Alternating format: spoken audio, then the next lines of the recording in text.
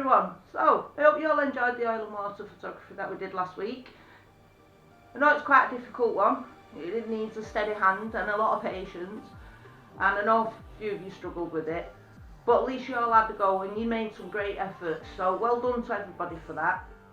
Right, are we ready for mission number 3? Hopefully, because we've got some nice weather on the way again, you can get out in the garden and do this. You don't need any fancy technology to achieve what you want to achieve.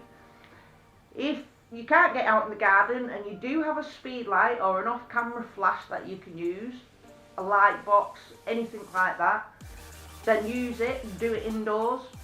You could do it in your kitchen sink if you can let enough light in through the window. You can use mirrors to bounce some light around to give you the extra light that you need.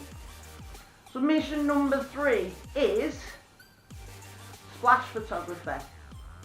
It's high-speed photography, so you need to work on your skills, balancing your shutter speed with your ISO and your f-stop. You want nice, sharp images. So this video will go through the easy way to do it outside in your garden. If you want to know how to do it with the speed lights, I will add some videos to the YouTube playlist for you to research yourself. So you can learn, you can practice, and you can have fun trying it out. Next week I will open the competition so you can post your results. So here we go, splash photography. I hope you all enjoy it as much as I enjoy teaching you all how to do it. Ready for it?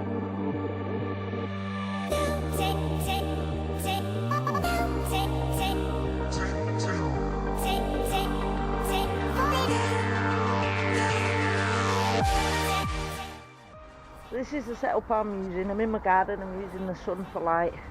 I've got a mirror, bouncing light back off a piece of white card. You can use a bed sheet, anything white just to reflect the light. I've got my glass on top of a mirror to produce more light. I've got some bits of fruit to drop into my glass. I've added some food colouring just to give it a bit of depth. And then my camera's over here on the tripod. First thing you do, set your camera to autofocus. Use your live view or your viewfinder and focus on the top of the glass. Take a shot just to check your settings.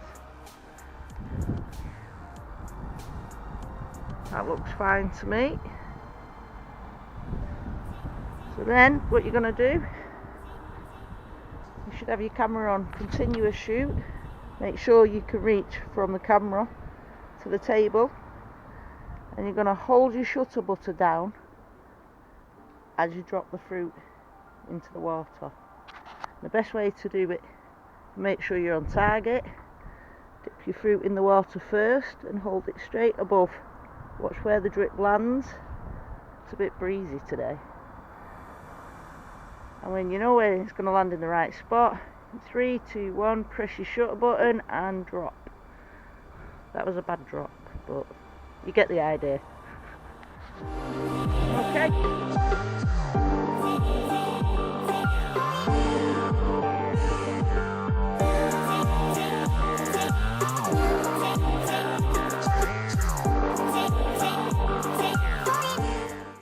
About different colours. If you've got colours, water works just fine. You can use milk for your liquid. If you don't want to waste milk, mix a bit of flour with the water to give it texture and look of milk. And play about with different things to drop into it. See what interesting splash effects you can get. I'm going to go for 3 dice dropped into this orange liquid. To start by dipping my dice in the water so I can see I'm on target, and then I'm going to press my shutter button down and 3, 2, 1, drop. Let's see how that turns out.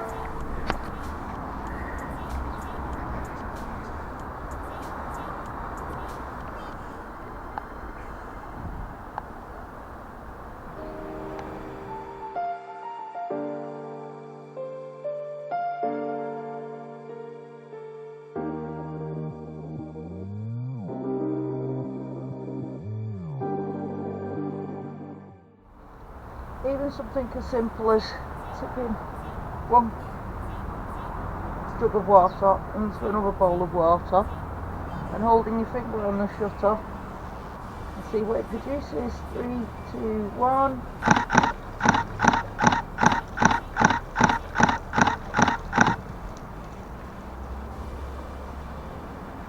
See how that looks.